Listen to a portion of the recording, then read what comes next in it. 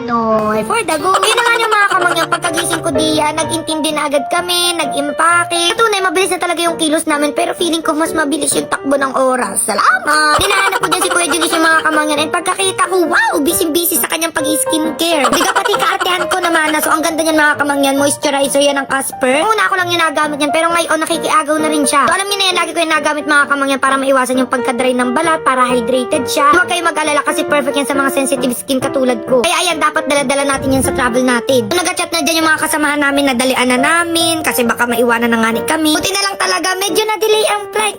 Ito si Mama Ganda, medyo namang problema diyan kasi nga ni, bakit daw kami nasa airport? Ang alam niya, papunta kami ng Laguna. Sabi ko dyan, ito na yung bagong sakayan para hindi traffic. Pagdating namin ng Siquijor mga kamangyan, nag-rent lamang kami ng motor para makapag-road trip ganyan kasi uso din daw yung dini. Ang sarap sa feeling, talagang malilimutan mo yung mga problema mo. Promise, sobrang ganda talaga ng Siquijor, ang dami mong madidiscover, ang babait ng mga tao. Kaya sobrang excited na akong ichika sa inyo yung mga nangyari dito, yung mga pinaggagawa namin. Parang saglit lang din naman kami din sa Siquijor mga kamangyan, and alam nyo yung plot twist, kung hindi kami naiwanan ng eroplano noong nakaraan, pabalik na kami ng Manila, tuluyan na kaming naiwan ng eroplano. Salamat!